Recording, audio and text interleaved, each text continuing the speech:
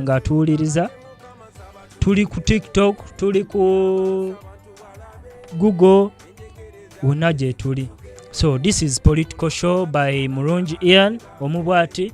So we are going to be talking about the current situations in Uganda, the political situations, the economic, the social. How do mba ntegeeza kyawo bwe mba nkugambye muwuliza wange kye tugenda kugenda kawo. Political mba ntegeeza ki? Ebya politics. Economic mba ntegeeza ki? Maybe how are we economically growing? Socially mba ntegeeza ki gw'omuwuliza wange? Gwe mba ntegeeza ki omuwuliza wange muvubuka wange ampuliriza eyo? Mba ntegeeza ki when I mean social? Social mba ntegeeza engeri gye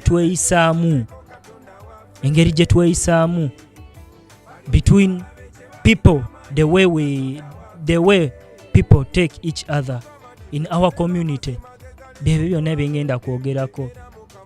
About politics, we are going to talk about the political grooming, gye bagambyeko personal grooming mu parliament. Ebirala tugenda kwogerako ku the way people, the way the country, the way Kawempe North is yearning for the MP. Tugenda kubanga tuogera ku by'amasomero, the school, the current situations, ebyo byonna ebiri mu masomero, the current situations, about education, about transport. How is transport developing our country? How is agriculture developing our country? Agriculture, ebyobulimi bidevelopinga bitya country yaffe? Ebyo byonna tugenda kubanga tubyogerako muwuliza wange awuliriza radio yo, the voice of all kind, the voice of peace and hope, the voice of all kind. Tesosola tesosola. Tugenda kubanga twogerako ku politics, Trump bye ataddeko. Ebyo byonna tugenda kubanga tubyogerako. Tugenda kwogerako the death of Sejirinya. How has it affected Uganda? How has it affected Kawempe North? Ebyo byonna tugenda kubanga tubyogerako muwuliriza wange ampuliriza. Financial status of Uganda. Ebyo byonna tugenda kubanga tubyogerako muwuliriza wange. How the Bank of Uganda was engeri gye baagibbamu 60 billions zagendawa? Ebyo byonna tugenda kubanga tubyogerako muwuliriza wange ampuliriza wano ku radio yo, the voice of all kind, the voice of peace and hope. Ebyo byonna tugenda kubanga tubyogerako. Tugenda kubanga twogera ku education, ebyobuyigirizi, the education of Uganda, new curriculum. How has new curriculum affected? How has it benefited? How the benefits of new curriculum? Ebyo byonna tugenda kubanga tubyogerako wano ku radio yo. Muwuliza mpuliriza, we are going to be tugenda kubeera nga tukyaza abantu ab'ebitiibwa, the political leaders, the civil leaders, bonna mweno program tugenda kubanga tubakyaza. We are going to be talking about how our country is developing, how our country is going up, how our country is yearning for development, how our country is going to be on top, agricultural wise, social wise, economic wise. Ebyo byonna tugenda kubanga tubyogerako mweno program. Ate n'ekirala muwuliza wange ampuliriza wano ku radio yo, the voice of all kind, the voice of peace and hope. Ebyo byonna tugenda kwogera ku how has parliament ekoze otya ku personal grooming, ekikoze etya ebyo byonna tugenda kubanga tubiwuliriza, tugenda kubanga tubyogerako wano. We shall be hosting people from different actually countries, politicians. We shall host them in this program. Bonna tugenda ba hostinga wano ku radio yo, the voice of peace and hope. We are going to be talking about how is our country, eggwanga lyaffe liragawa, where is our country going, where is our country going, and where is our country heading to. We are going to be talking all that, educationally, agriculturally, byonna tugenda kubanga tubyogerako.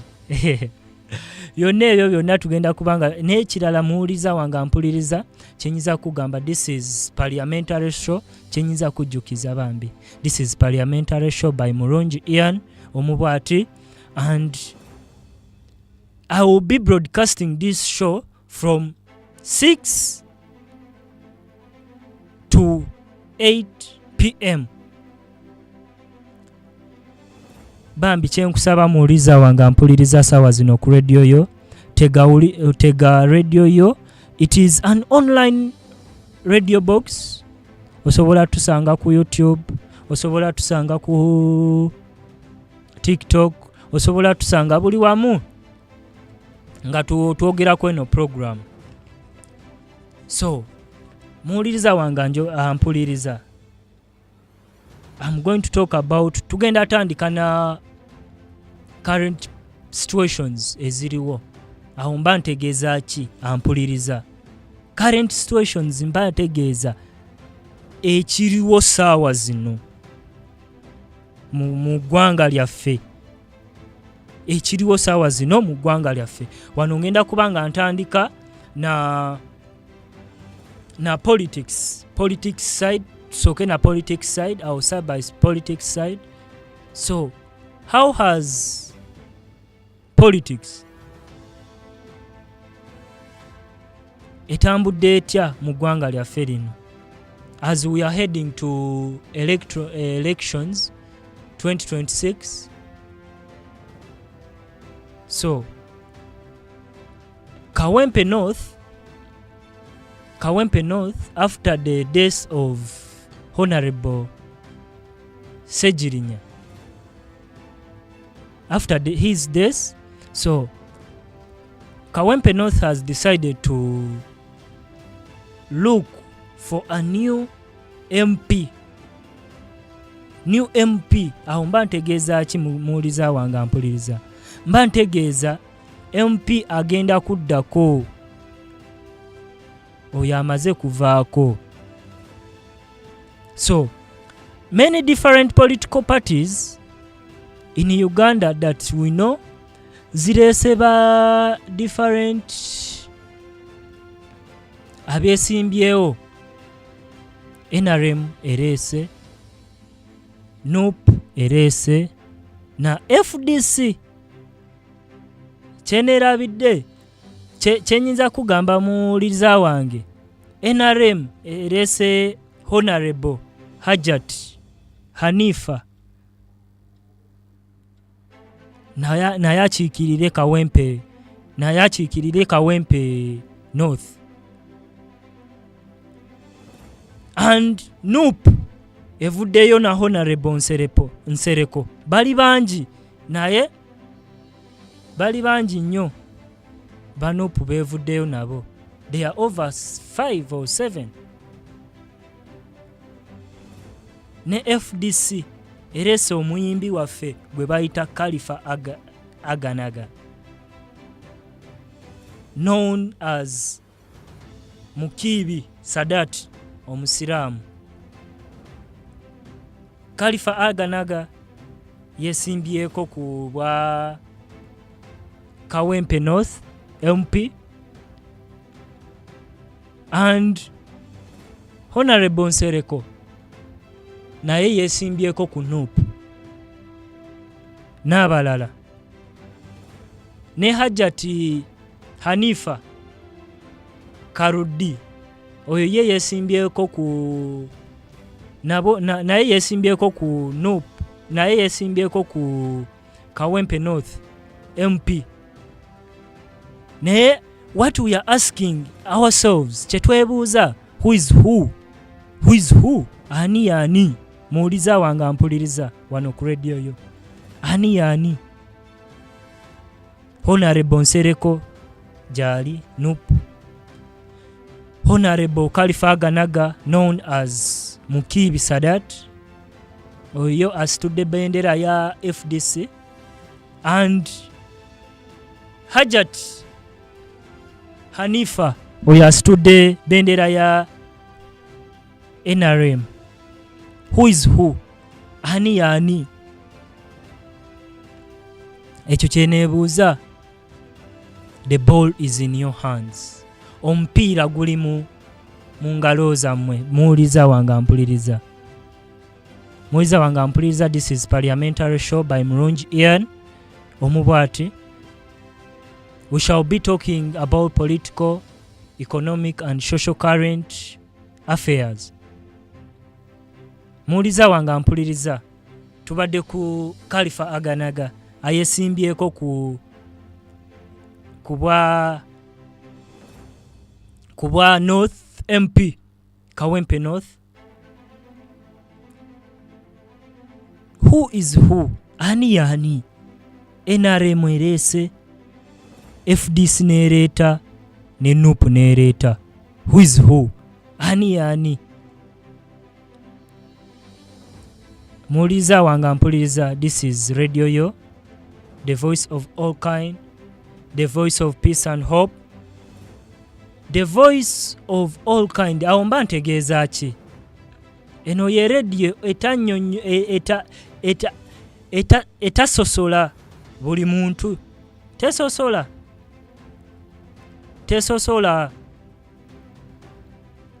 Eno ye radio etasosola. Osobola tusangawo ku TikTok, osobola tusangawo ku Google. Just kwata simu yo, just teekamu radio yo. It is an online radio box. Muwuliza wange ampuliriza. Tuli ku Parliamentary Show. Tugenda kuba nga twogera ku the current situations. So who is who? Tubadde twebuuza. Muwuliza wange ampuliriza. Ani yani? NUP erese, NRM nereeta, ate ne FDC nereeta Khalifa Aganaga. Zonna zireese. So nabadde wano nga mpuliriza the speech ya Khalifa Aganaga. It was so massive. It was so massive.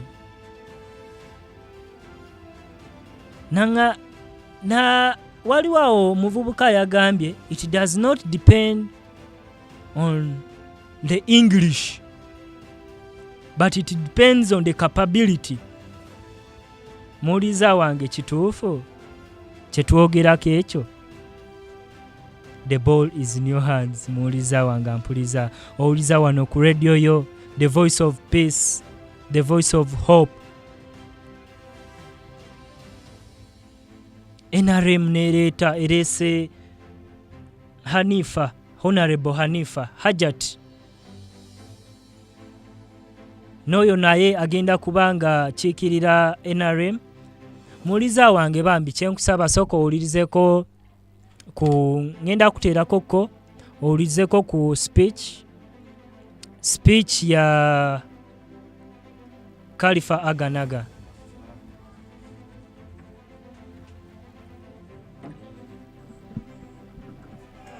FDC oye. One people, one Uganda. Basebo ne bajjaho. Aganaga. Amanya matufu omita Mukibi Sadat. Party President, Chairman, members of the FDC, all protocol observed. I greet you and I salute you in in the almighty name of Allah. Assalamu alaikum. Banage yenze. Era yenze oyo. I'm ambitious and driven. I don't always settle. Buli kaseera mbeera nnoonya ekintu kyengezaako okweyongerako to achieve greatness. Baganda bange ab'ekawempe mbaddeyo okumala ebbanga nkuliddeyo embeera gye bayitamu ngimanyi kubanga nange gye mpitiddemu. Si nti abagagga bangi nnyo ekawempe, bantu ba bulijjo nga ffe. Nze nafuna omukisa nemba nga nina ekirooto, manya nga nina ekitone, nesobola okusurvivinga mu mbeera eno. N'eriyo baganda bange bangi nnyo bo tebalina bitone ate tebasomana nnyo, si baana b'abagagga, tebalina connection n'emu. Naye omulufula gye batemera buli we batematema bo bafuna magumba, ekinene nnyo babawadde babawa masavu. Neŋŋamba engeri nange gye ndi omutuuze w'ekawempe, this is the right time nzije nkikirira abantu bange. Bw'olonda kalifu oba weetuukidde, bamaama abakadde, nze ndi mutabani wammwe, mwe bakyali bange ab'emyaka gyange, mumuli bakyali bange. Njagala tuyite mu kino ffembi, ngenda kuyita mu FDC nga tukozesa ekisumuluzo okuggulawo enjegere zonna ne kufulu zonna ezaali zaasibibwa. Ntwala akaseera kano okusaasira eri famire ey'omugenzi Muhammad Segirinya eyatuva ku maaso, omusajja oyo wankizo nnyo mu byabufuzi bya Uganda, era yateekawo enjawulo, era y'omu ku basinze okusiga ekifaananyi nti weewaawo ab'amakooti babaddewo n'ab'amataayi n'ab'ebitabo ebingi nnyo, naye obukozi bwabwe bubadde butono ate okusinziira bw'ogezesa ku bya Muhammad Segirinya byabadde akoze. All right, we'll be back from the speech of Honorable Sadat, knownly as Segirinya, known as Khalifa Aganaga. Khalifa Aganaga. Muwuliza wange ampuliriza, eyo ebadde speech ya Khalifa Aganaga.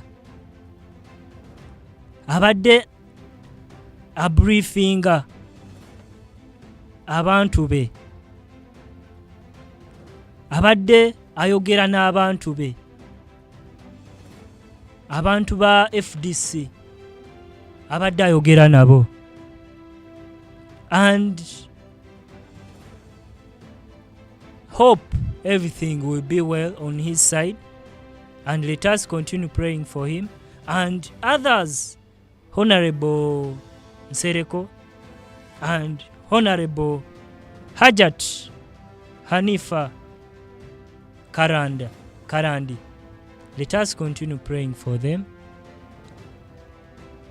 so that they can achieve what they want, because in this life obulamu baffe buno bwe tutambuliramu buli omu alina kyayagala. So this is Radio Yo. This is parliamentary show. Radio Yo online radio box. Muliza wange ampuliriza, njagala nkukuliseeyo ku mirimu, abo bonna abavuddeyo ku mirimu mukulikeeyo mwenna abavudde ku mulimu. Muliza wange ampuliriza, abo abakyali ku mulimu mwenna mukulikeeyo, abali ku mirimu mwenna abakyakola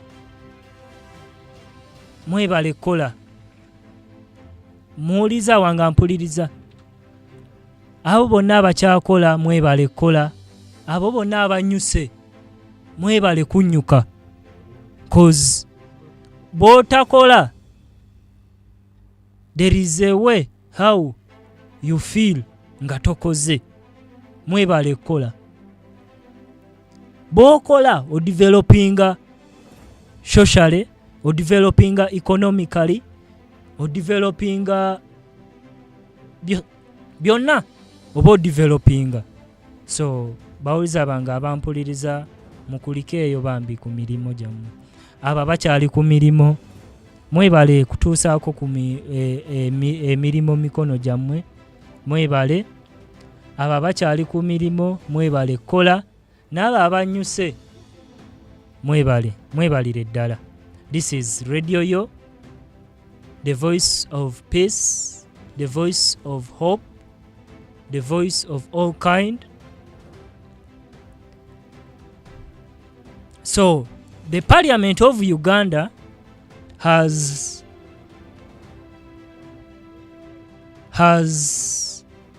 introduced the personal grooming, how MPs will be putting on.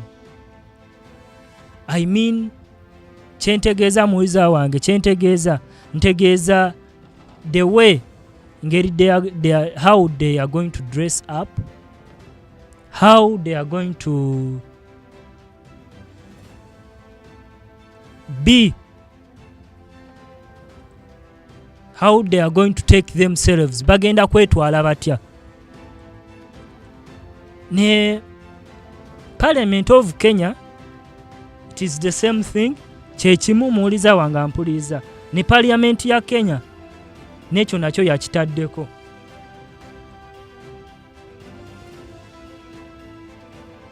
Omwogerezi wa Parliament ya Kenya, Honorable Moses,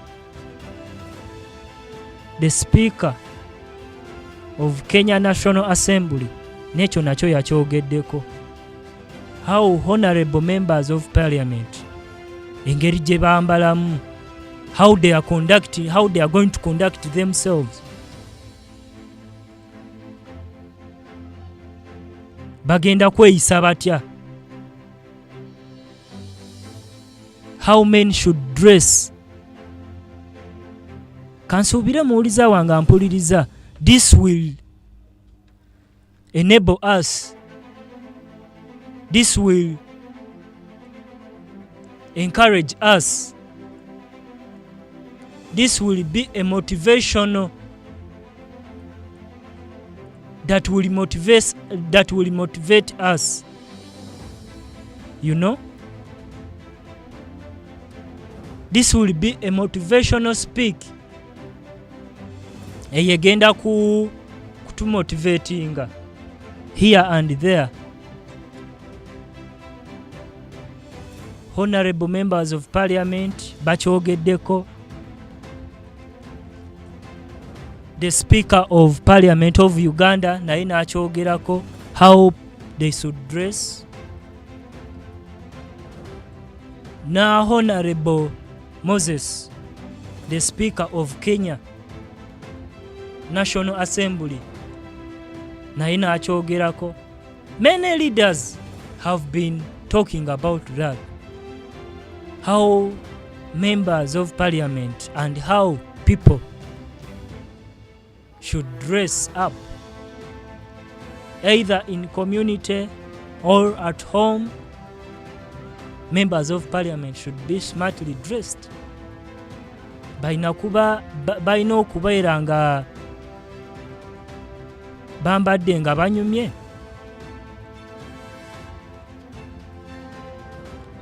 Men, abasajja bagambyeko abasajja balina kwambala kooti, balina kwambala kola, tie, long sleeved shirt, saati empanvu ne socks or service uniforms. So how kino kigenda tuletereza tutya kuba smart fenna? Muwuliza mpuliriza. What I know, this will encourage, this will motivate us. Kino kigenda tumotivatinga ngaffe abavubuka, ngaffe abakadde, ngaffe bamami, ngaffe badadi, ngaffe bakojja, basenga.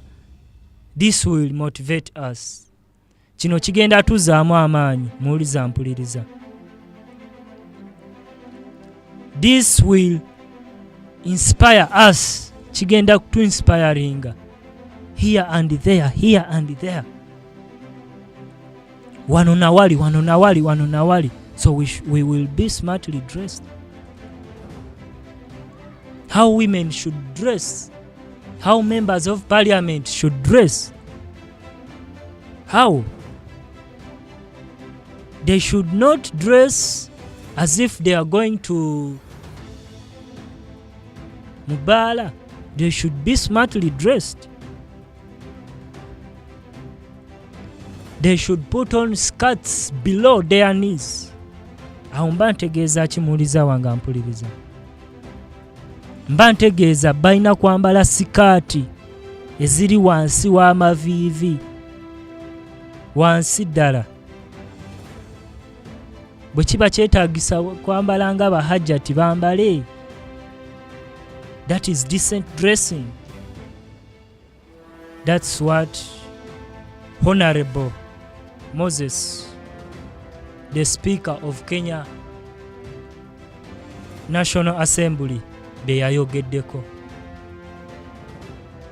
Ne Speaker waffe wa Ugandan Parliament, ebyo nabyo yabyogeddeko. How they should dress, how they should treat themselves here and there. How will this inspire us? Kino kigenda tuyamba kitya muwuliza wange ampuliriza wano ku radio yo, the voice of hope, the voice of peace and the voice of all kind etasosola. Muwuliza wange ampuliriza, muwuliza wange andaba ku TikTok, muwuliza wange andaba ku YouTube, ampuliriza live. How will this, kino kigenda tuyisaamu kitya ngaffe abannayuganda, ngaffe abannansi? Indeed, this will be good on our side. Katusooke tuve mu bulango bwa bakama baffe, katukomewo.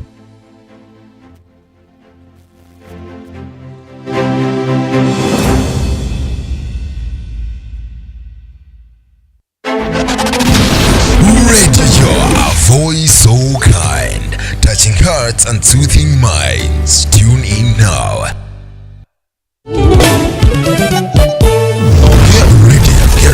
Get ready for a change in our radio programming. In this festive season, a new rhythm takes its place. 7 days of God's rest. Time to renew. From December 24th to 31st, take a deep breath and relax. Seek God's presence to leave your worries behind. It's time to slow down and let God be near you. 7 days of God's rest. I lay it all down.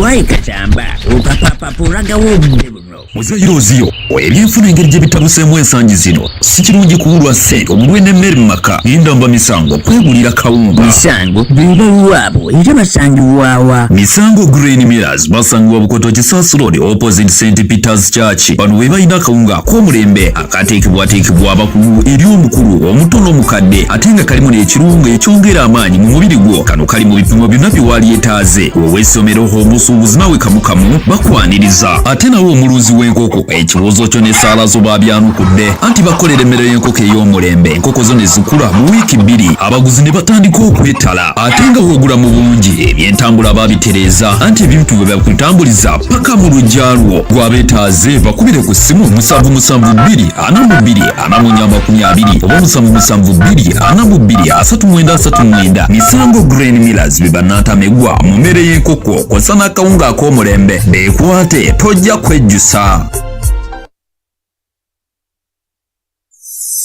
Love your radio. Love your music. This is the best thing on your radio. My one and only.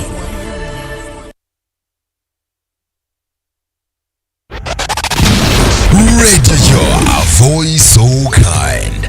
touching hearts and soothing minds. Tune in now. Love your radio. Love your music. This is the best thing on your radio. My one and only. Love your radio. Love your music. This is the best thing on your radio. My one and only. Get ready for a change in our radio programming. In this festive season, a new rhythm takes its place. 7 days of God is rest. Time to renew. From December 24th to 31st, take a deep breath. Then relax. Seek God's presence to leave your worries behind. It's time to slow down and let God be near you. 7 days of God's rest. I lay it all down. Radio, a voice so kind, touching hearts and soothing minds. Tune in now.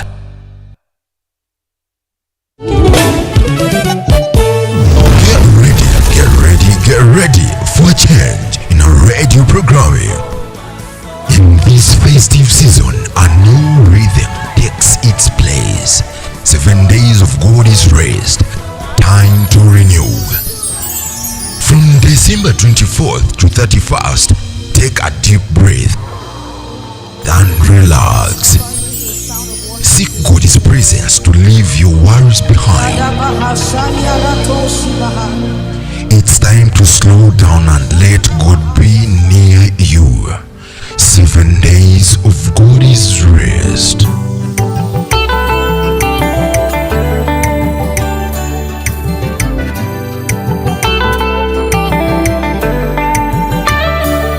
Mukama leero nze nenyike njoli nga nina ensonga zange, era leero nina ebibuzo bingi ebinyiga mutima gwange. Tekitegeeza ku byonna Mukama byokoze nti sisima, naye yegwe wetulobera alina obuyinza obusemba. Wande nali muketonde bambuuza yoba Mukama bamuwamba ne tutamanya, yoba yeye acafuge kuluna ensi, lwaki bye yalagira abamu babisa wansi. Abakola ebituufu be babonabona, nga bakola ebicambe bababonyabonya. Ne tubulwa oluusi n'abagambako kuba ne bakabonabo oluusi babibeeramu. Ekyo kireetedde bangi okubusabusa n'okukkiriza kwabwe kukendedde. Balaba bakola bituufu bayisi babubi nga tebabakola ebicambateredde. Kimanyi buli kiriwo kati kyabeera bwokko mu byawandiikibwa era tubisomako nga bwe walaga amaanyi mu mirembe giri. Saba naffe otukozese ogalage Mukama, saba tujune tuzibule amaaso abantu balabe, enjegere zaffe zikutuke tubone okuba mikono gy'abalabe baffe. Mukama saba tujune tutuwe amaanyi tuwaguze, enjegere zaffe zikutuke totuleka kuba mikono gy'abalabe baffe. My Lord, watusuubiza nti bwe tukwesiga Mukama tuli babagumu ng'olusozi lw'e Sayuni. Totusuubiza nti oliteekawo emmeeza amaaso g'abalabe baffe n'obalabisa. Bwe batukuba kutama erisooka Mukama twasaawo neddala ne balisabula. Bwe twalondawo okukozesa eddembe ate bo bakozesa lyanyi era ne batutunya. Tubayisa bulungi batuyisa bubi, ne betulaga ekisa batusasuza bukyayi. Kye tuba tusaba otuyambe twerwaneko Katonda waffe, balyoke balabe kye bayita amaanyiko Katonda waffe. Watugamba nti tubeere bamazima ge gali tukulabe eddembe, era Mukama ne tukikola. Kati abogera mazima wano be batalina mirembe, bangi battibwa dda. Ne Mukama saba tujune tuzibule amaaso abantu balabe, enjegere zaffe zikutuke tubone okuba mikono gy'abalabe baffe. Mukama saba tujune tutuwe amaanyi tuwaguze, enjegere zaffe zikutuke totulekayo abalabe baffe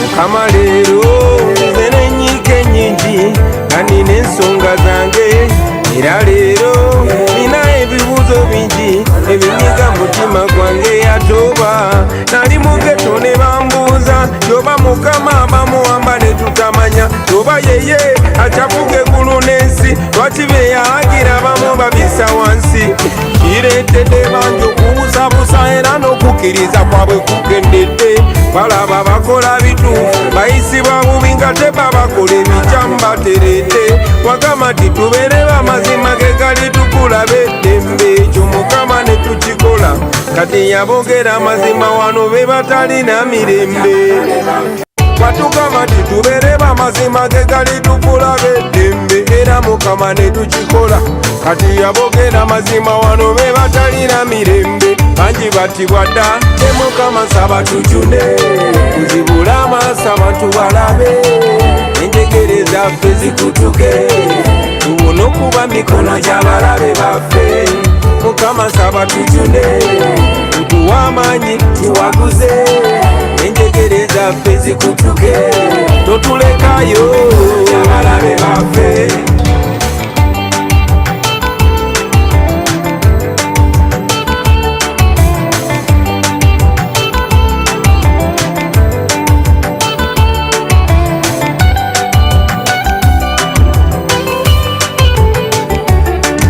Mukama leero nze n'enyiike nnyingi nga nina ensonga zange era leero nina ebibuuzo bingi ebinyiga mutima gwange yatoba nali mu geto ne bambuuza yoba mukama bamuwamba ne tutamanya yoba yeye akyafuga eggulu n'ensi lwaki bye yalagira bamu babisa wansi kireetedde bangi okubusabusa era n'okukkiriza kwabwe kukendedde balaba bakola bituufu bayisibwa bubi nga teba bakola ebikyamu baterete wagamba ti tubeere bamazima ge gali tukulabe eddembe ekyo mukama ne tukikola kati yabogera amazima wano be batalina mirembe. Alright, we'll be back from obulango bw'abakama baffe. This is Radio Yo. This is Radio Yo, the voice of hope, the voice of all kind, the voice of peace and hope. We'll be back. Kulikayo, mukulikeyo ku bulango bw'abakama baffe gwe muwuliza mpuliriza. This is Parliamentary Show by Mulungi Ian Omubwati, and on Radio Yo, the voice of hope and the voice of all kind.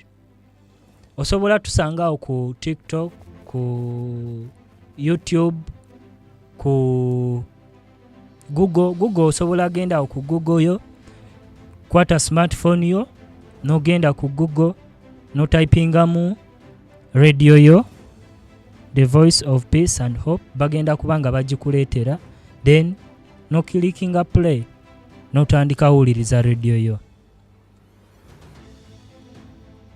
So, Honorable Moses,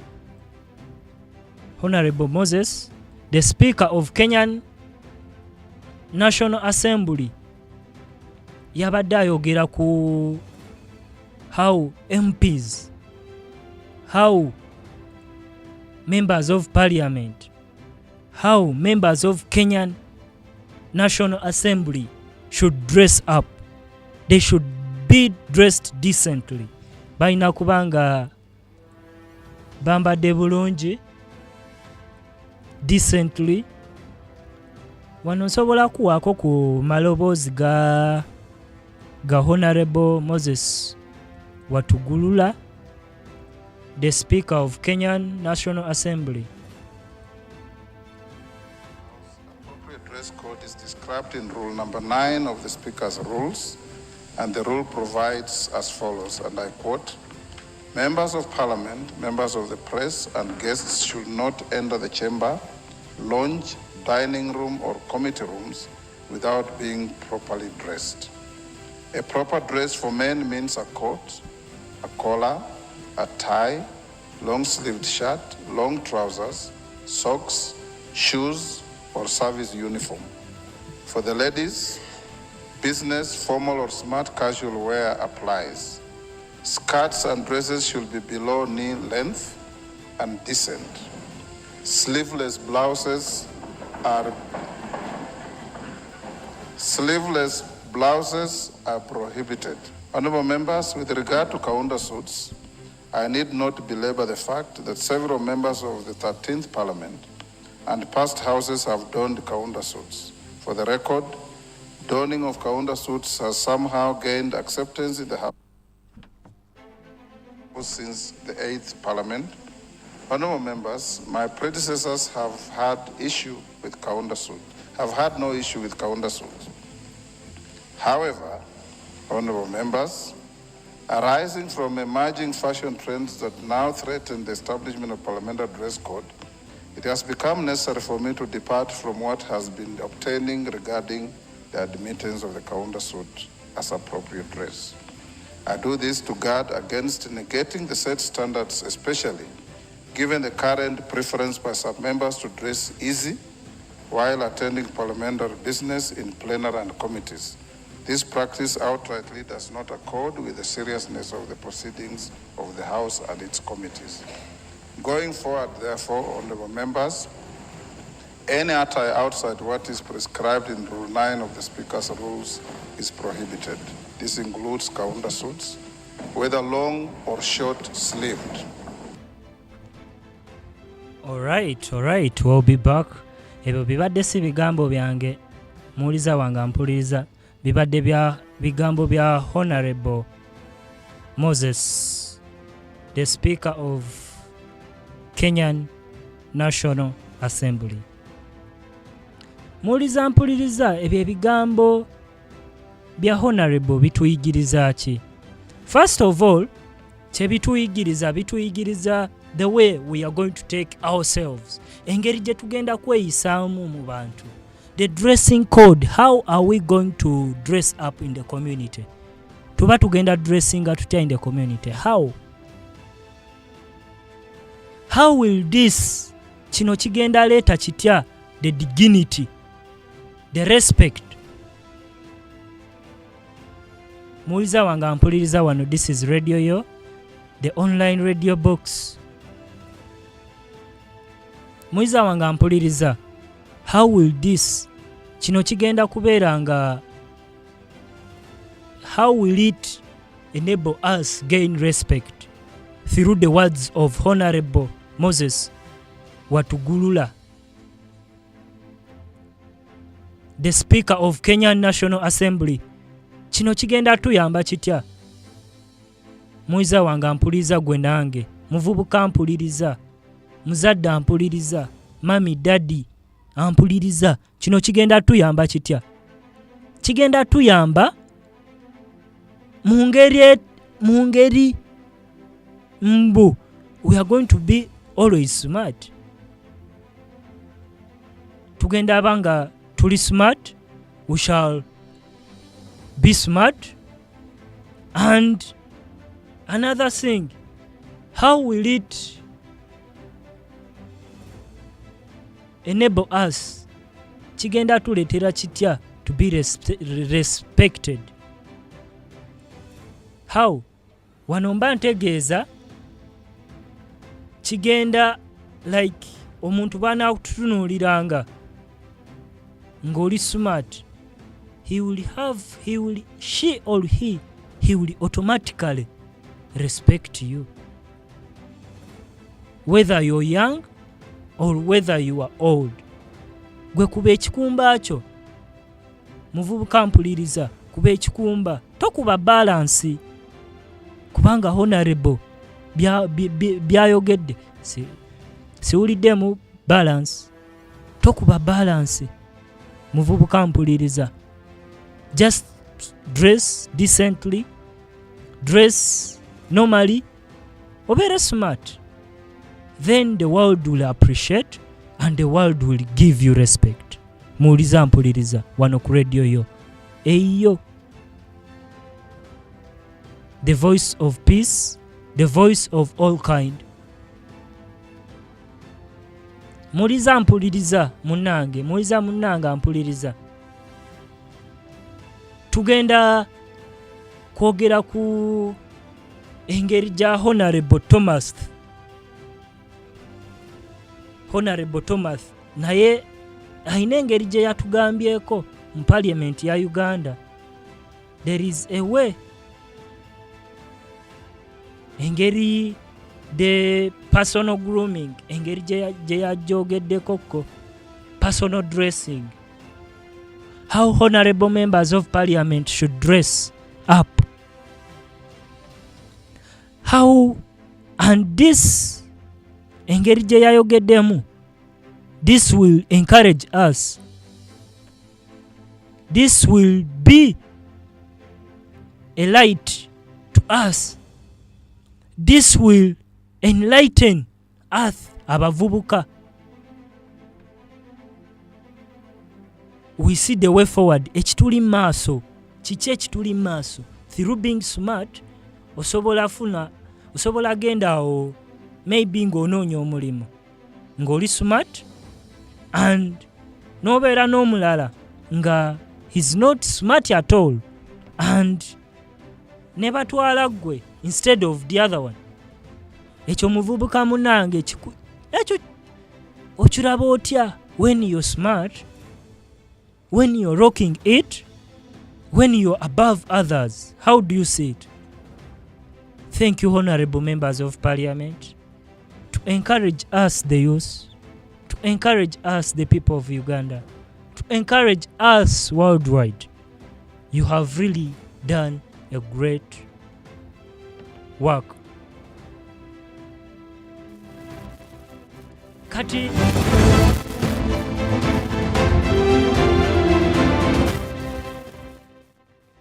Kati kyembadde ngamba gwe muwuliza wange mpuliriza, awo mbadde ntegeeza ki?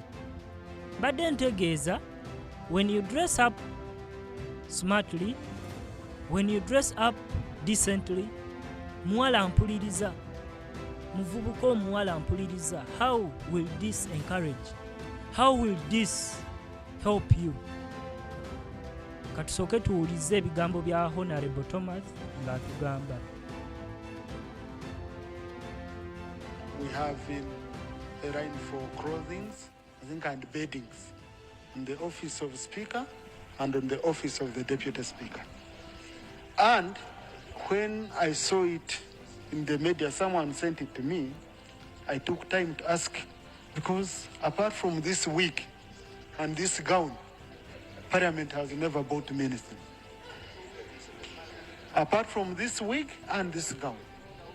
So I followed up and I said, where does this money go? Because I asked my executive secretary, and they informed us, we have officers. You have protocol officers who are supposed to be smart in the image of government. We have people, yes, we have people in security who are in close protection especially and are putting on private.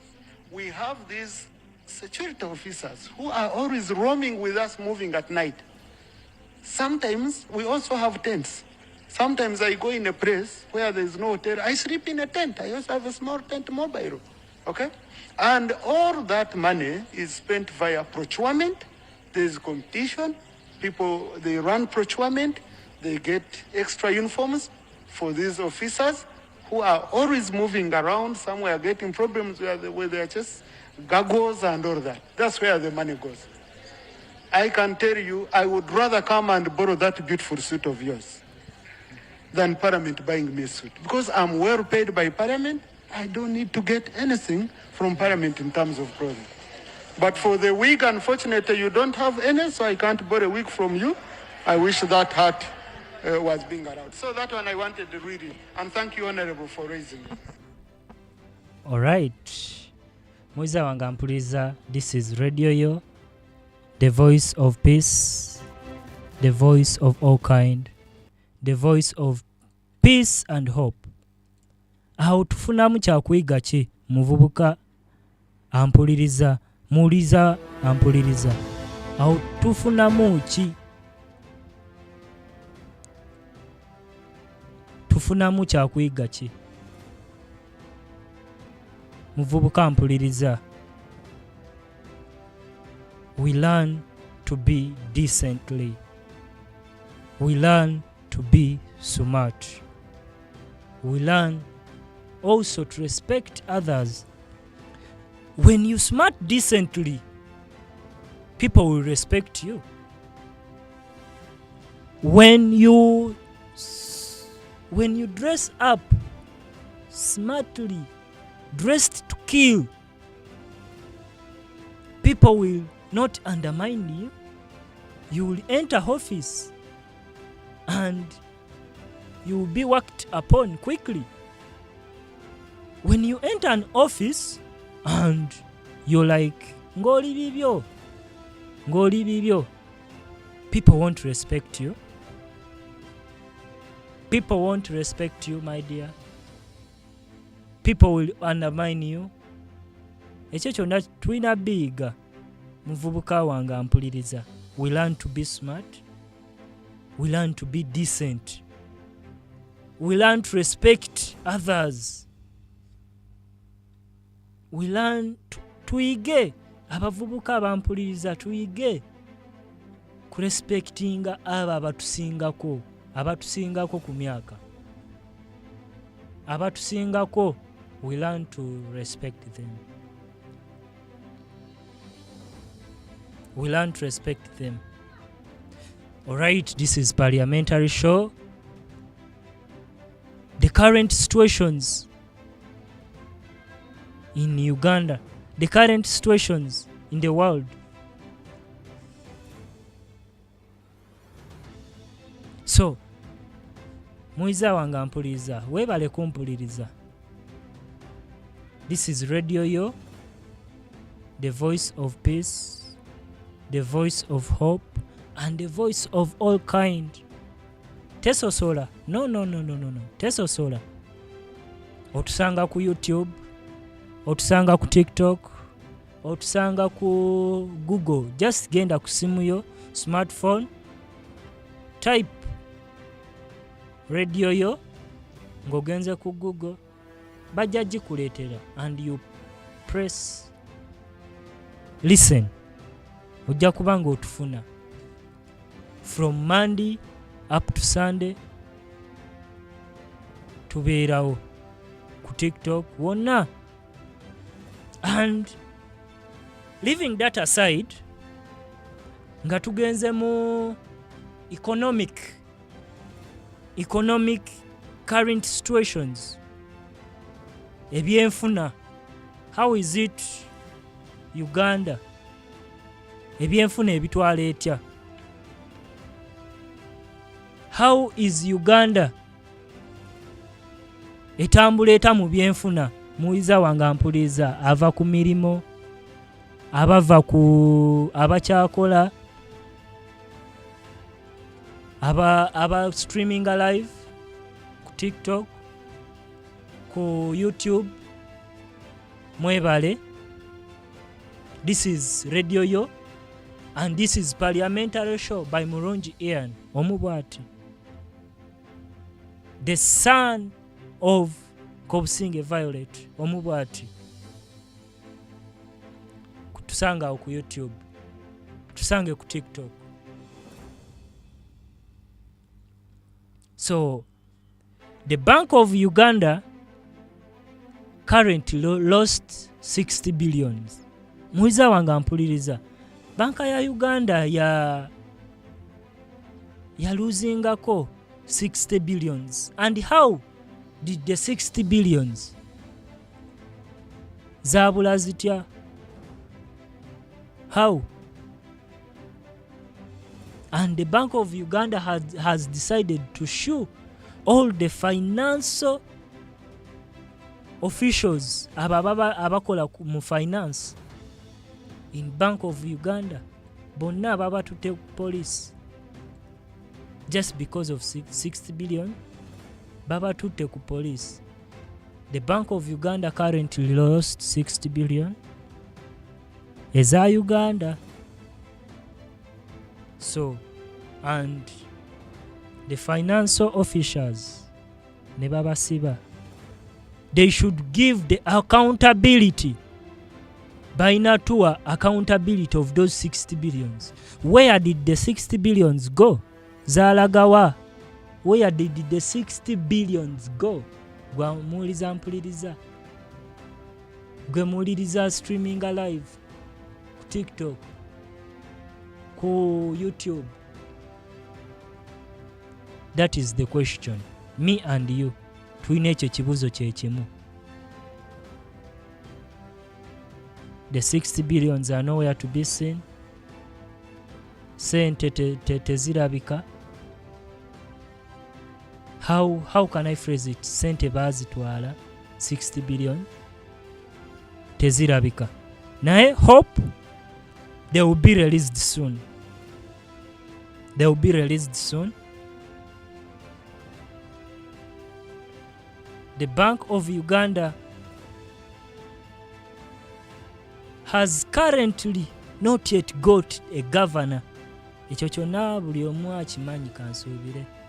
Muiza wange ampuliriza. Tetunafuna governor owa Uganda. Tetunamufuna. Oli kufa, oli yafa, ayaliko the current one. Yafa. So, tetunafuna the current governor. Tetunamufuna. Ne sente zetukozesa. Sente zetukozesa 10,000 omutwalo. Ekyetaano ekyebiri. Enkumi 5. Ziriko signature ya governor oli ayafa. But hope everything will be right. Everything will be fine. Buli kimu katusuubire kigenda kuba fit by God's grace and by God's mercy. Everything will be fine. Muiza wange ampuliriza. Everything will be alright. And nothing will let Uganda down. Nothing will let Africa down. Nothing will let the whole world down. Just we are on God's grace. We are on God's mercy. God is interviewing, is continuing to be with us.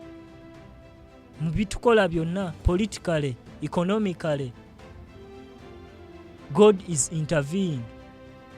God is amidst us. Socially,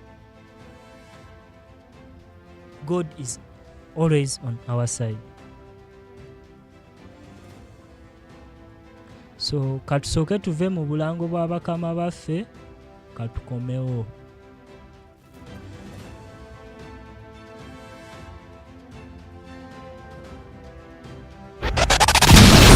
Radio, a voice so kind, touching hearts and soothing minds. Tune in now. Love your radio. Love your music. This is the best thing on your radio. My one and only.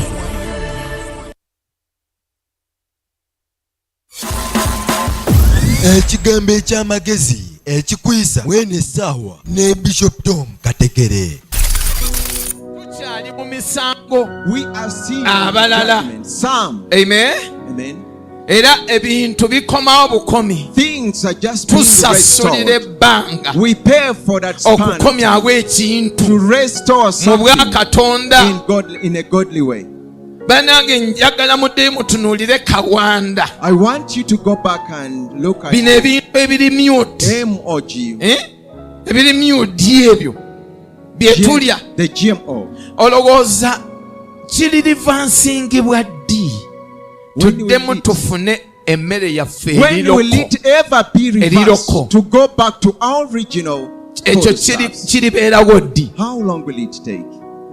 Kusinziira ku speed ensi gyeddukirako, depending on the speed the world is running, n'engeri abaana and even the way the children tebafunamu ebintu get things, ne balaba nga mirembe and they think it is peace. Osuubira ng'ekyo kidvancingibwa ne tuddamu okufuna buloko bwaffe Do buli. you think we shall ever go back to Edda our twalowoozanga nti loka atuseeza. We used to think that Nolwekyo the originals katulime are so tusimbe expensive. tulunde bikawanda. Let us rear, let us plant Ne the tulima ne GMO, tutabira ebyaffe ebiroko. and we spoil Leero our genda originals. onoonyeeko akawago Today you ak'eryenvu just go and akaliroko, look at the olabe omuwendo gwe sweet bakakuguza. bananas and see how much Kali they'll sell it very to you. expensive. It is so highly expensive. Bino bye twayagalanga ebyamangu The things we wanted so quick bituleetedeza have infection. caused us a lot of infections.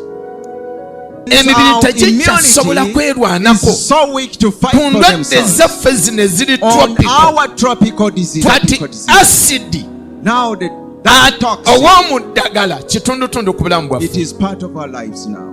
kubanga omubiri gwe tegusobola Because your bikontaininga. body cannot contain them Texture anymore. yago yafa. The Kiki texture is ekigutta already kawanda. intoxicated with it. Kati ki ekiddako?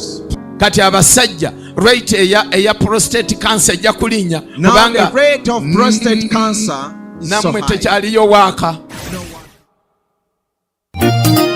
ngolokose ngenda okukola giyo obulamu mukama kusaba ogende nange otali mukama ensena nnemerera. bw'okeera olina okukeera n'omukisa n'oyingira ekibuga ng'okyutta amafuta ag'omukisa. tusiwa program omukisa gw'olunaku okuva ku saa 11 ez'okumakya okutuusa saa 12 n'ekitundu. oyingire ekibuga n'omukisa. program omukisa gw'olunaku. bukedde bulungi raba emambi esaze lunaku lupya ekiro kiyise n'ebyakyo bikomye. twala abaana basome guno omulembezi gw'abatasoma. omuzadde kankwanjulire essomero eddungi Makerere Modern Secondary School erisangibwa Makerere Kikoni okuliraana Makerere Business Institute lya O ne A-level nga ly'abawala n'abalenzi lya kisulo awamu n'abo abava wabweru. tulina computer laboratory ennungi okuzaama, chemistry, physics wamu ne biology lab zirimu ebyuma byonna ebyetaagisa omuyizi okuyita obulungi. enzikiza zonna zikkirizibwa. tulina enable center namba abasomesa baffe batendeka okuzaama abaana we basomera walungi okuzaama. ebisale byaffe bijja mu buli nsawo ya muzadde. okumanya ebisingawo tukubire ku 0772 oba 0755931200. nziddamu 0772 oba 0755931200. EA Makerere Modern Secondary School ku lw'empirizi y'omutindo. musimbiranga kwebyo ebinatuwaniriranga mu maaso tuzimbe. Olwayi Katamba okapapapulagawo obudde buno. muzayirooziyo ebyenfuna engeri gye bitabuseemu ensangi zino si kirungi kuwulwa ssente omulwe n'emmere mu maka n'endamba misango kwegulira kawunga. misango bibaluwaabo era basangibwawa. misango grain millers basangibwa bukoto Kisaasi Road opposite St Peter's Church. bano be balina akawunga ak'omulembe akateekebwateekebwa abakugu eri omukulu omuto n'omukadde ate nga kalimu n'ekirungo ekyongera amaanyi mu mubiri gwo. kano kali mu bipimo byonna bye walyetaaze. w'essomero omusuubuzi nawe kamukamu bakwaniriza. ate nawe omulunzi w'enkoko ekibuuzo kyo n'essaala zo baabyanukudde anti bakolera emmere y'enkoko ey'omulembe. enkoko zo ne zikula mu wiiki 2 abaguzi ne batandika okwetala. ate nga woogula mu bungi ebyentambula baabitereeza anti ebintu bwe bakutambuliza paka mu luggya lwo. gwabeetaaze bakubire ku ssimu 772442 oba 7724423939. misango grain millers be bannantamegwa mu mmere y'enkoko kw'ossa n'akawunga ak'omulembe. beekwate tojja kwejjusa.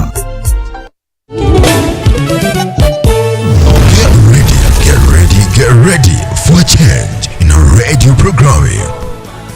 In this festive season, a new rhythm takes its place. 7 days of God's rest, time to renew. From December 24th to 31st, take a deep breath and relax. Seek God's presence to leave your worries behind. kind. It's time to slow down and let God be near you. 7 days of God's rest. And lay it all down.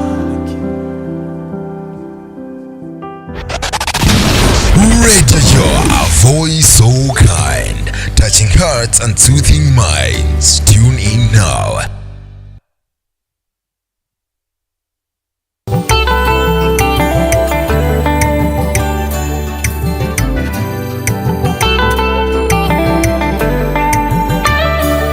Mukama leero nze nenyike gy'oli nga nina ensonga zange era leero nina ebibuzo bingi ebinyiga mutima gwange tekitegeeza ku byonna Mukama by'okoze nti sisima naye yegwe wetulopera alina obuyinza obusemba kwange nali muketonde bambuuza yoba Mukama bamuwamba ne tutamanya yoba yeye acafuge eggulu n'ensi lwaki bye yalagira abamu babisa wansi abakola ebituufu be babonabona nga bakola ebikyamu be bababonyabonya ne tubulwa oluusi n'abagambako kuba ne bakabonabo oluusi babibeeramu ekyo kireetedde bangi okubusabusa n'okukkiriza kwabwe kukendedde balaba bakola bituufu bayisi babubi nga tebabakola ebikyamu bateredde kimanyi buli kiriwo kati kyabeera bokka mu byawandiikibwa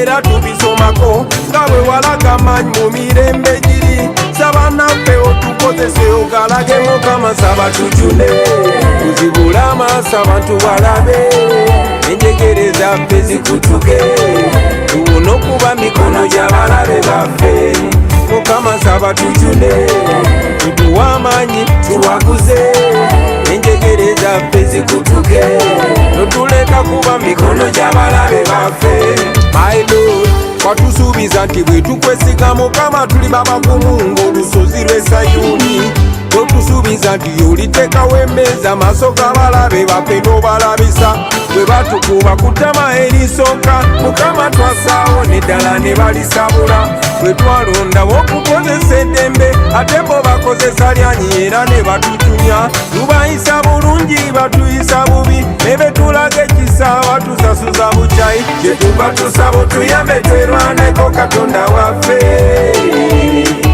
balyoke balabe kye bayita amaanyiko Katonda waffe watugamba nti tubeere bamazima ge gali tukulabe eddembe era Mukama ne tukikola kati abogera mazima wano be batalina mirembe bangi batibwa dda ne Mukama saba tujune tuzibule amaaso abantu balabe enjegere zaffe zikutuke tubone okuba mikono gy'abalabe baffe Mukama saba tujune tuduwe amaanyi tuwaguze enjegere zaffe zikutuke totulekayo gy'abalabe baffe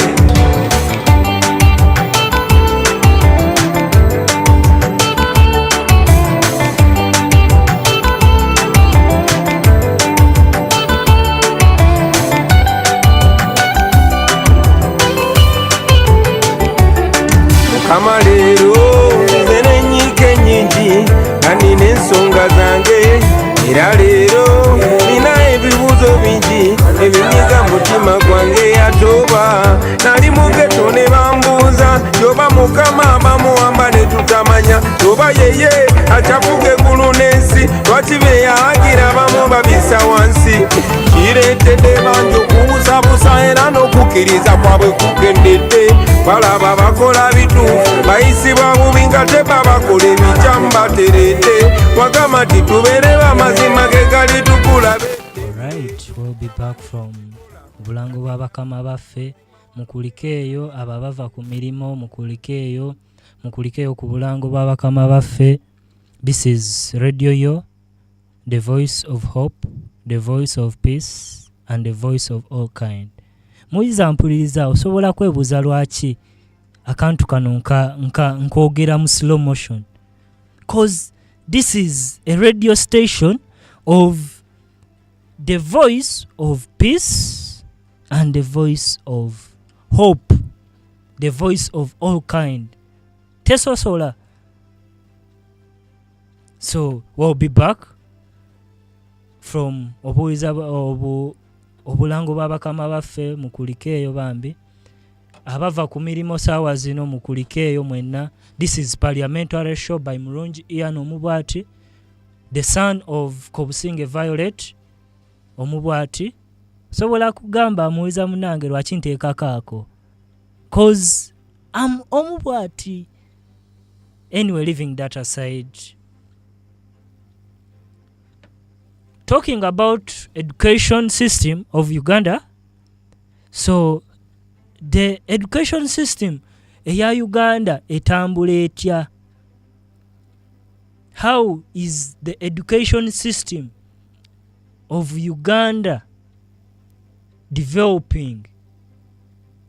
How is it conducted? Currently, we had the old curriculum. So right now, currently, they have introduced, recently we had old curriculum, currently we have new curriculum. What are the changes in our education system? Enkyukakyuka ki gwe muwiza munnange eziriwo?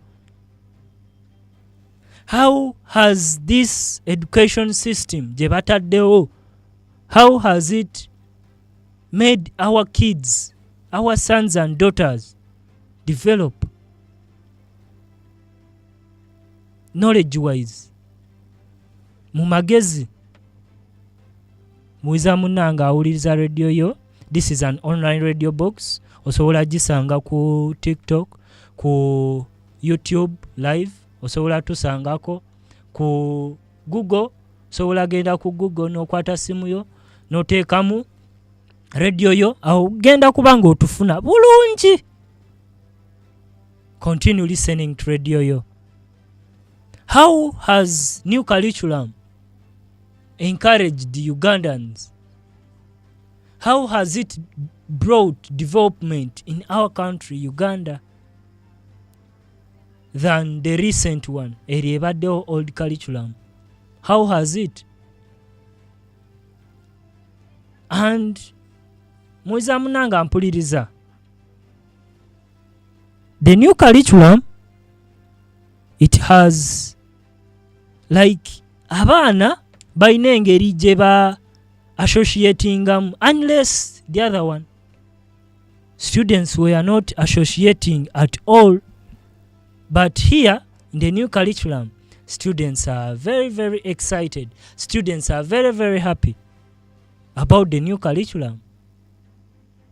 All what we can say, this curriculum, according to me, this curriculum is good, is better than the other one. And the Uganda National Examination Board recently released the PLE, the primary living examinations. Ebibuuzo byaba primary babikomyawo recently, and students and pupils were happy. Pupils were enjoying here and there. Bottles of soda were brought by those students who passed. I hear mbu no more failure. Abaana tebaddamu kugwa. No more failure. Tebaddamu kugwa. And we also thank, all in all, I can thank our dear parents. Abawagidde abo abaana from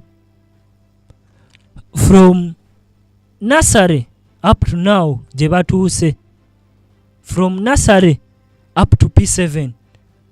Indeed, parents, we are really grateful. Thank you so much. Mwebale nnyo abazadde baffe abaweredde abaana kuva mu senior 1 mpaka mu senior 6 mpaka mu senior 4. Ebibuuzo bya senior 4 bigenda komawo. I hear bigenda komawo this Friday.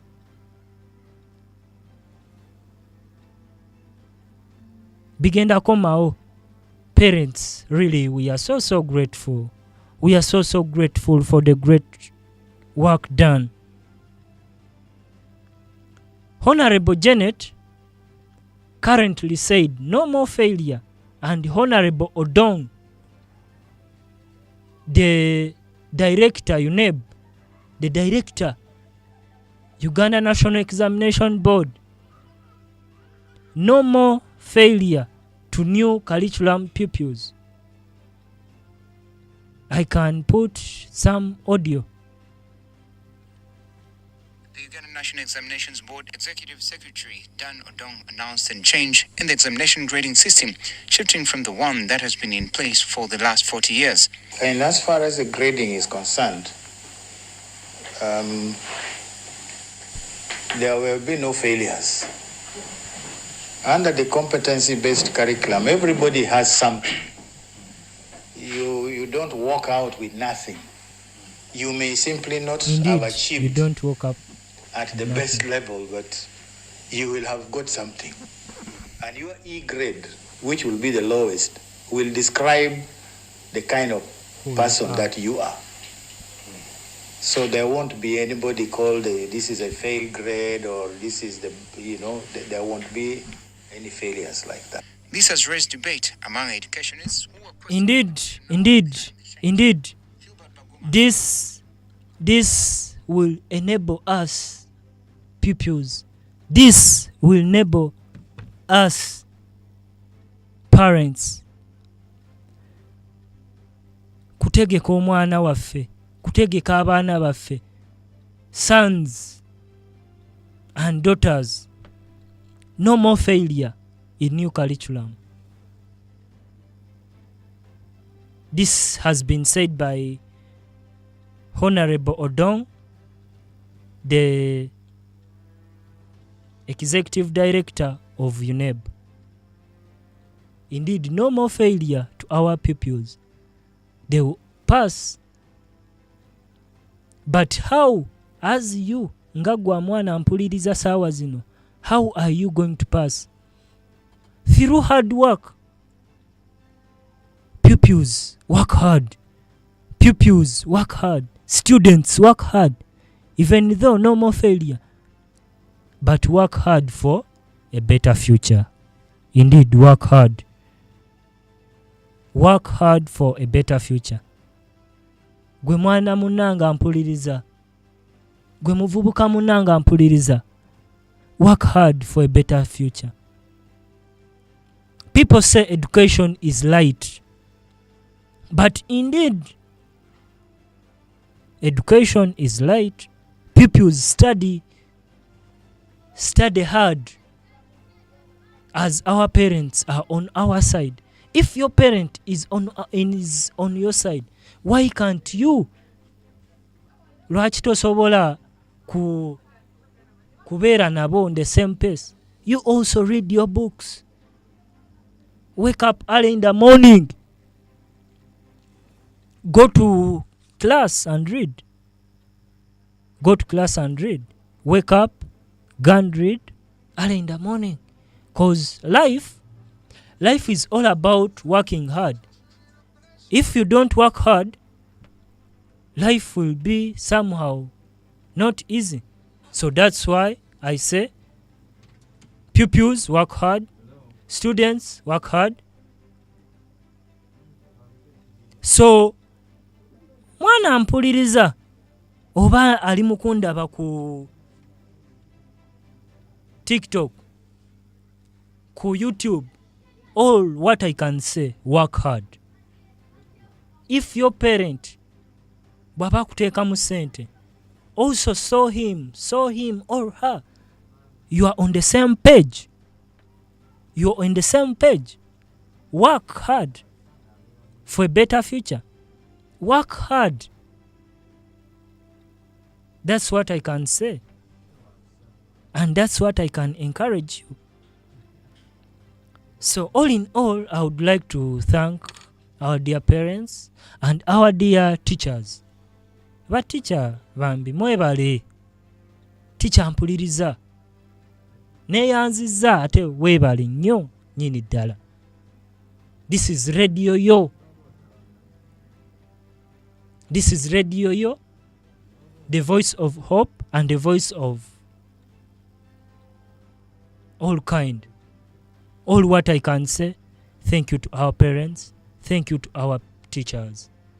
But teacher ba Uganda, mukoze ekyamaanyi nnyo. Singa teyali teacher, singa simanyi Luzungu. Singa teyali teacher, singa honorable members of parliament teboogera Luzungu. All in all, we say, our dear teachers, thank you so much. We are really, really grateful. Thank you. Mami, naye teacher, thank you for teaching me, for showing me the light. Muliza wanga mpuliriza.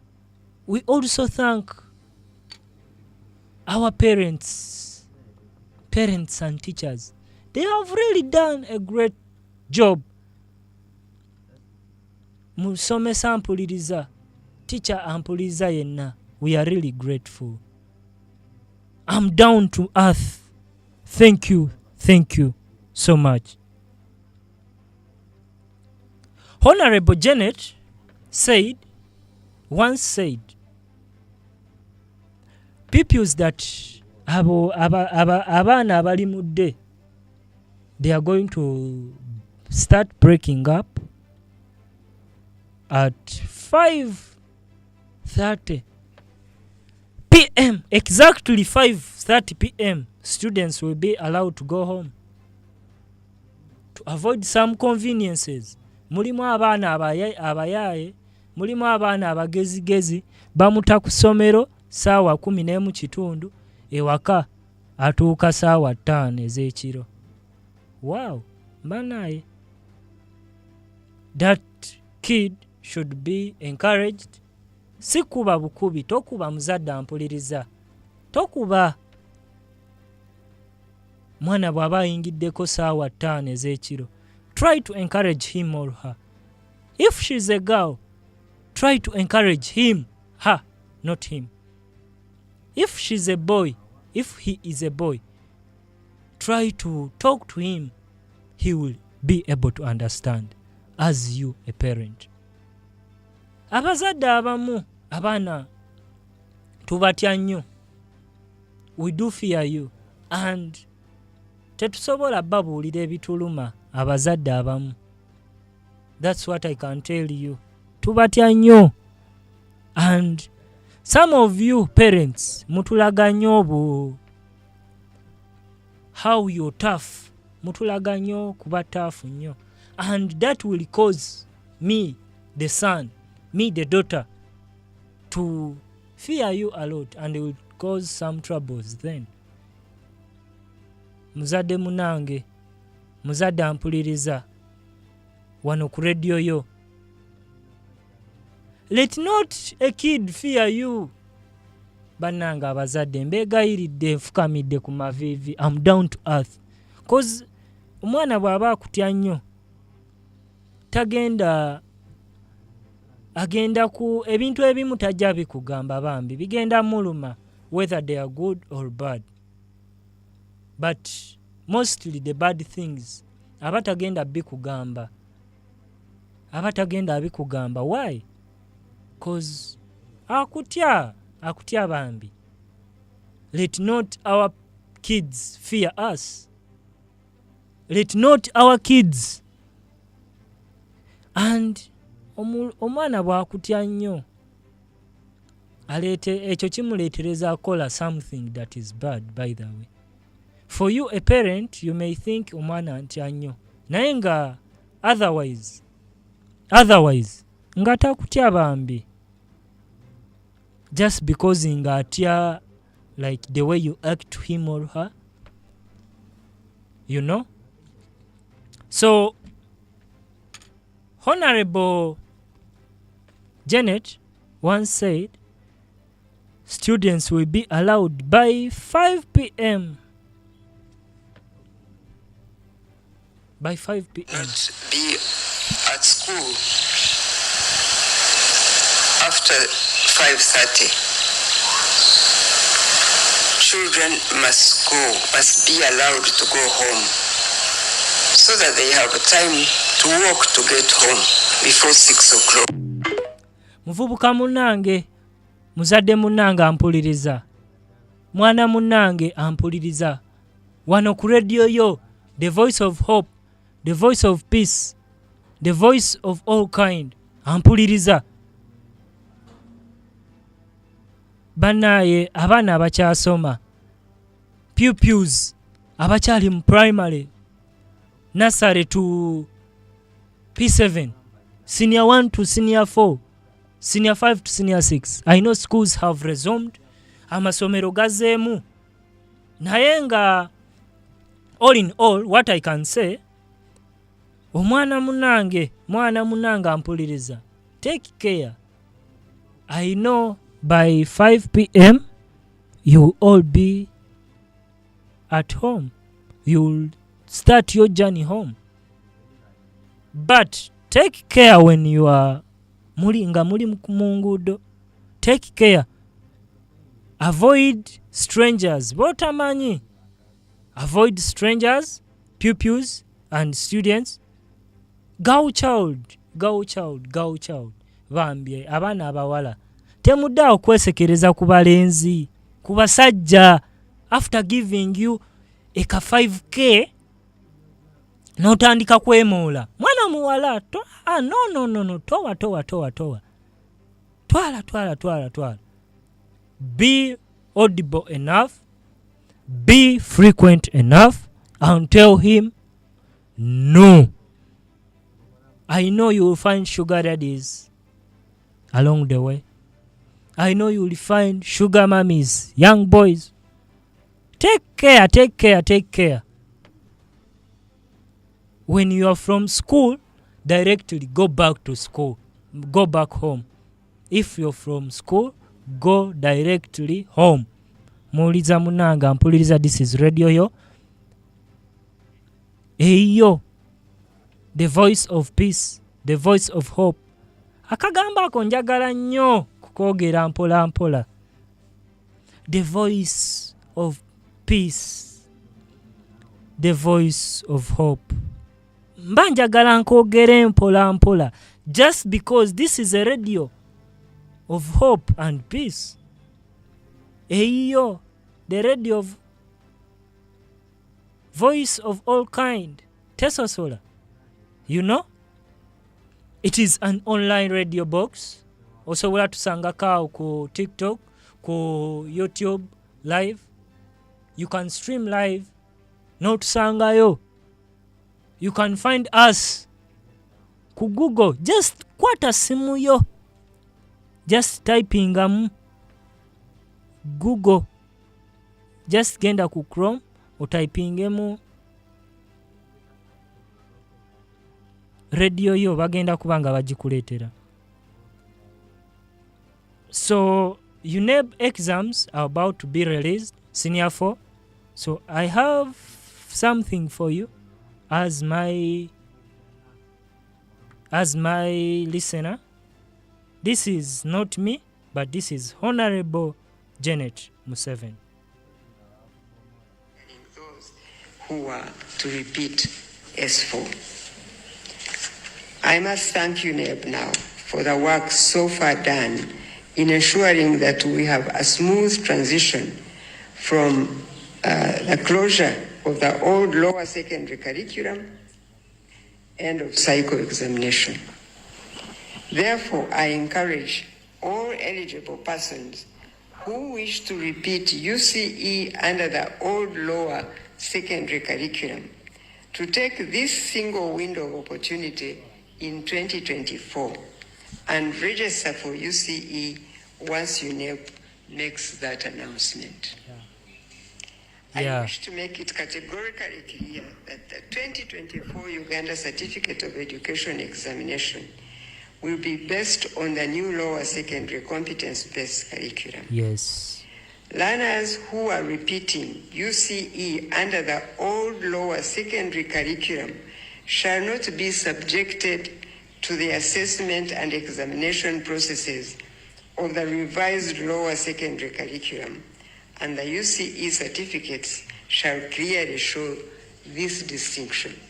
Those who will repeat, when they go through, they will still hold the certificate for UCE 2023, not 2020. All right, thank you. I'll be back. This is Radio Yo, Yo. This is the radio of hope, peace, and the radio of voice of all kind. Voice of all kind. All right, tuli musawa emu ne dakika 45 wabula dakika 15 kuwera sawa 2 ez'ekiro. Muliza wange ampuliriza, njagala nkukuliseeyo ku mirimu, oyo avuddeyo akooye. Bambi webale kukola. Thank you for working. Thank you for developing Uganda. Thank you for developing your area. Webale kulaakulanya Uganda, oyo omukozi. Webale kulaakulanya radio, webale kulaakulanya ensi yaffe. Ekitundu mwobeera webale kikulaakulanya. How? By building. Through building, how you're developing your area. You're developing Uganda at large. And the world at large, you are developing it. Thank you. All right. Thank you. Webale muliza mpuliriza. Webale nnyo, webalire ddala. So, going back to the agriculture sector, nga ebyobulimi agriculture sector, mwebale abawuliza abampuliriza, this is Radio Yo. Nga twagenze mu agriculture sector, I hear President Museveni of Uganda, he's starting up something, a 4-acre model. What do I mean by 4-acre model? If you have a plot of land more than 4 acres or 4 acres, you can be able to crop rotate. What do I mean by crop rotation? By crop rotation, kyentegeeza growing of different crops on different plots of land. Kyentegeeza muwiza wange ampuliriza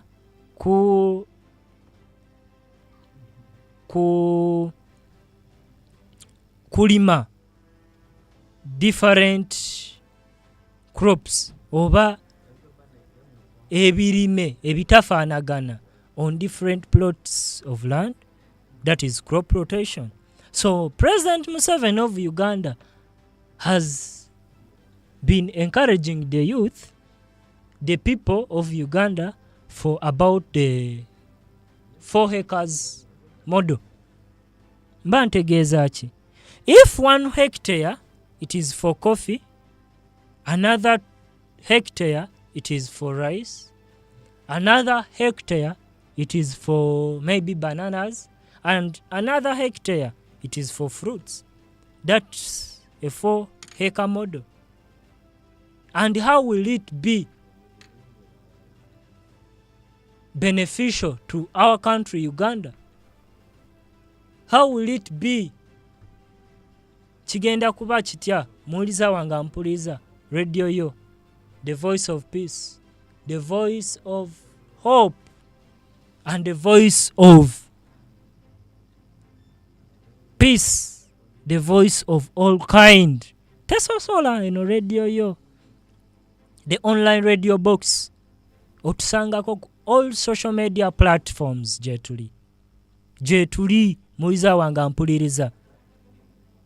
Otusanga ku TikTok, otusanga ku YouTube live, we stream live. Oba otulaba mu studio, you are able to see us ku studio, how we are broadcasting to people. This is radio yo. Eyo. Umakago. Alright. 10 minutes to 8. So, all what I want to say, muvubuka mpuliriza, muliza munanga mpuliriza. So, I was talking about the agriculture for acre model. That value that is introduced by President Museveni of Uganda. It is really good and really going to develop our country. Muliza munange ampuliza webale kumpuliriza. This is parliamentary show by Mulungi Ian Omubwati, the son of Kobusinge Violet Omubwati and Bigabwencha Godwin.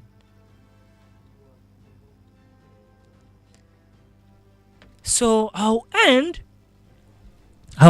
this program. Mumina season omwenda ezisigaddeyo. As I said, I will be ending by encouraging the youth.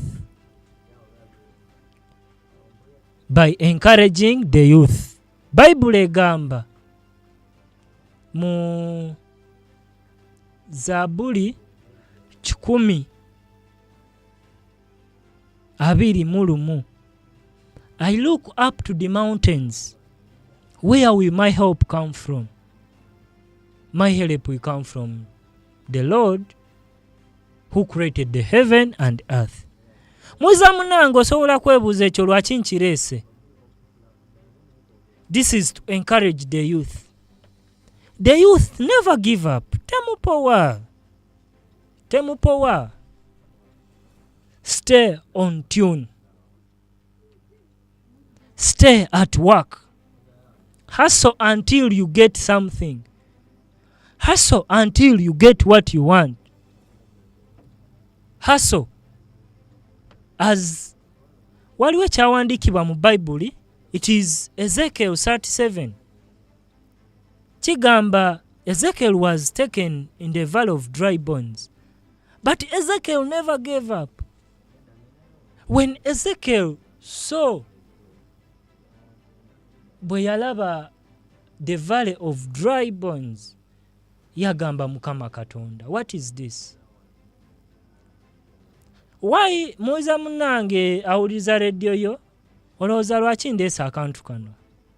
This is to encourage the youth not to give up, as Elijah, as Ezekiel, as those people that were thrown in Momoliro.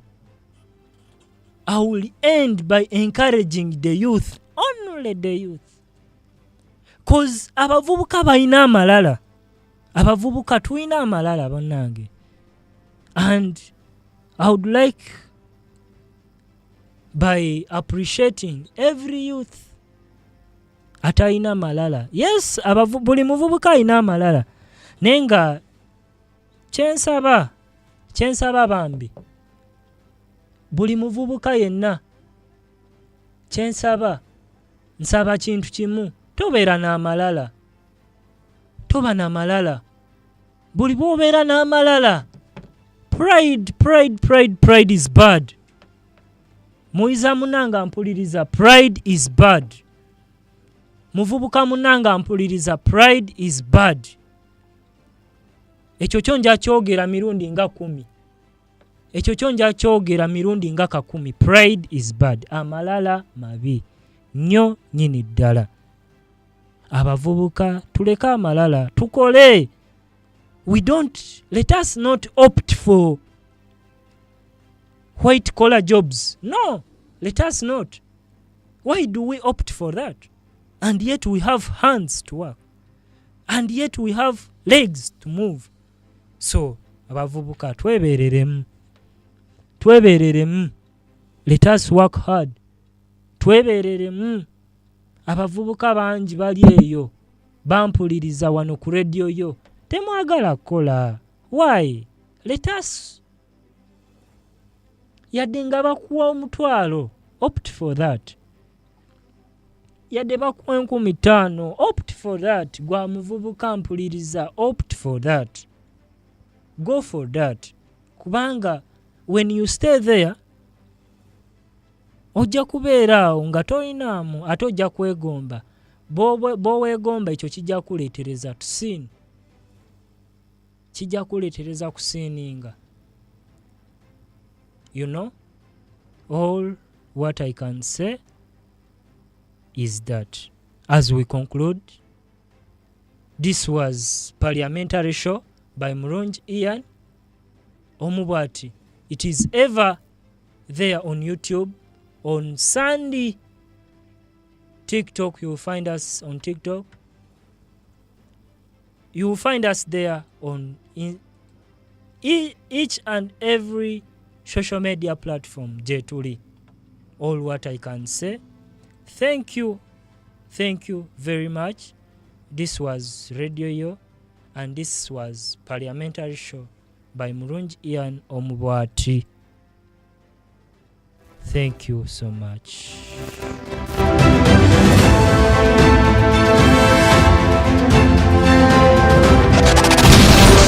Radio, a voice so kind, touching hearts and soothing minds. Tune in now.